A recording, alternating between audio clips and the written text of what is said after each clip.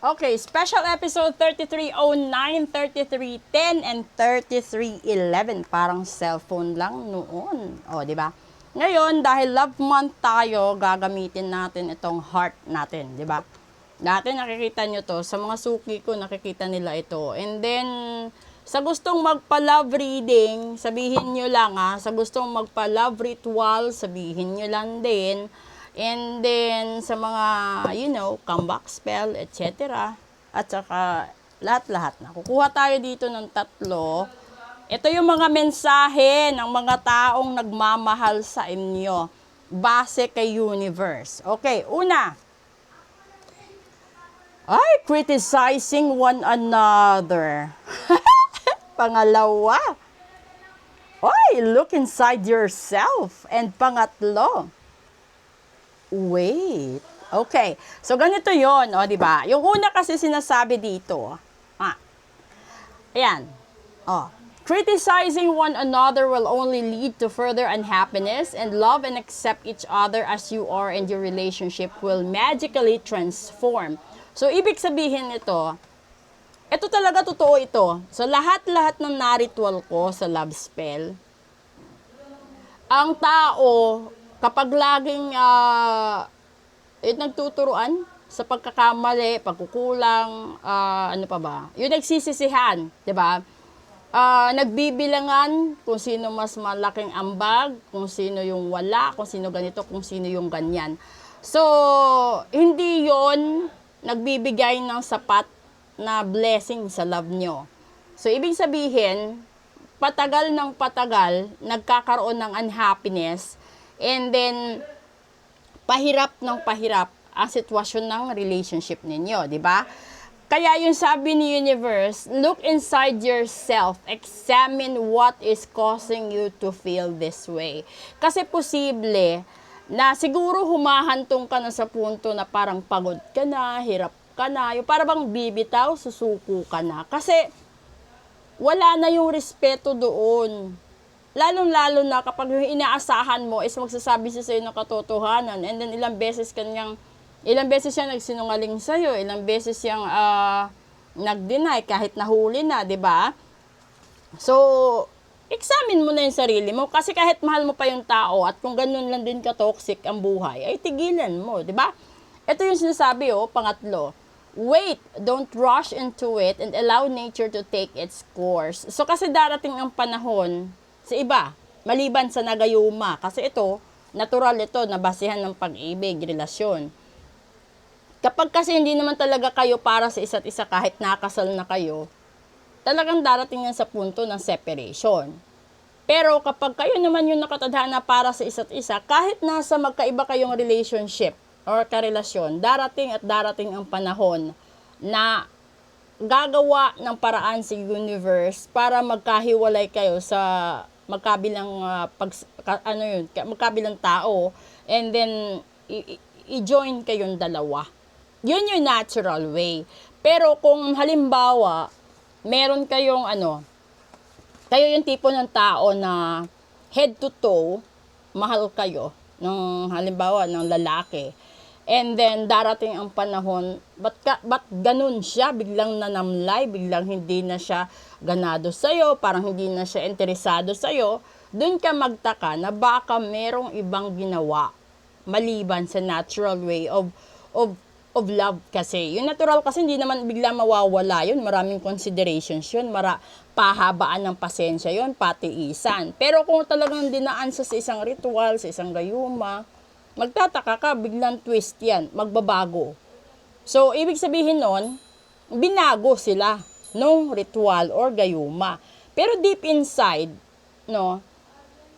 andoon ka, para kang itinakpan ka lang. Di ba alam nyo yung para bang na-sandwich ka, tinago ka doon, para hindi niya maramdaman that you exist naturally doon sa puso ng taong mahal mo.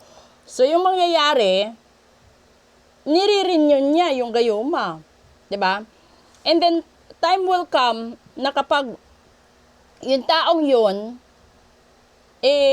nalubog sa masyadong ritual, kawawa kasi yung iba magkakasakit, yung iba magkakaroon ng mga unwanted na mga parang sakit na mga side effects. Ganun yun. Kaya nga ini-explain ko sa iba, 'di ba? Kapag pinagawa nyo yung love spell, hindi siya ganun kadali.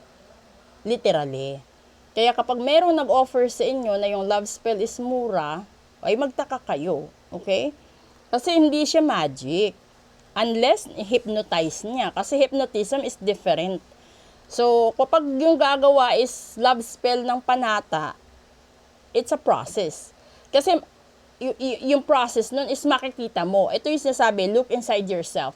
So, kapag pinagawa mo sa isang katulad ko, yung love spell, makikita mo kung ano yung mga dahilan na bakit siya nawalan ng gana sa'yo, bakit siya lumayo sa'yo, bakit siya biglang nasa silent mode, no? Parang hindi na nagpapakita, hindi na nagpaparamdam, may mga ganun. So, kung magbubuk ka naman ng full private reading about love, and then kung ano man yung kinalabasan doon, dapat ilagay mo sa konsiderasyon. Kasi, may mga bagay na kailangan mo agad-agad desisyonan. Yung hindi siya ganun ka tipo ng tao na kailangan mong pag-isipan. Kasi kapag ikaw nagmamadali kang mabawi ang isang tao, yung kalaban mo gumagawa din ng advance na precautionary measure para hindi mo siya mabawi, di ba? And then doon napupunta yung overthinking, tapos ikaw naman napupunta sa delay. Kaya, minsan, kailangan mong aksyonan agad-agad. Huwag kang ano dun. Para bang, kasi yung love na natural talaga, iba. Kesa naman sa love na gawa lang ng gayuma or gawa lang ng ritual. So, dun tayo nagkakaroon ng confusion. Kapag ikaw naman yung tipo ng tao na nakikisama ka na lang dahil sa pera, mas maganda pang bitawan mo. Kasi nandoon yung karma eh. Ano yun? Totoo yun. Kung nakikisama ka sa isang tao dahil lang sa pera niya, kakarmahin ka talaga.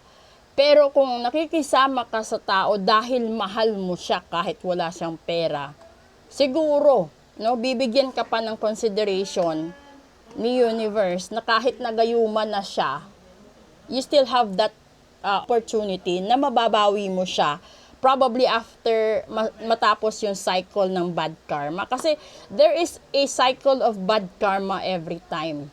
So nasa sayo na yon kung gusto mo talagang i-push yung bad karma or bawiin siya. So, ay nako, ingat kayo sa buwan na ito. Ang daming trouble talaga. Maliban sa buntisan, ang daming trouble. So, wag nyo nang antayin matrouble kayo, Diyos mio. Okay?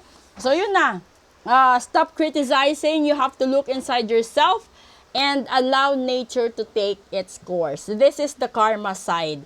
So, those people na deserve nila yung bad karma, they will have it. And then those people na deserve nila yung good karma, yun talaga, magkakaroon sila ng good karma. And since this is love, so posible. Yung iba, makakatagpo ng forever, yung destiny, yung soulmate, yung twin flame. Yung iba naman, magkakaroon ng broken heart. Okay?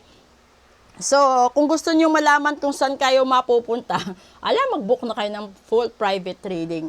Advance Happy Valentine's po sa inyong lahat. Magpo-proceed tayo sa vibrations ng male and female, which is our English episode. Maraming salamat.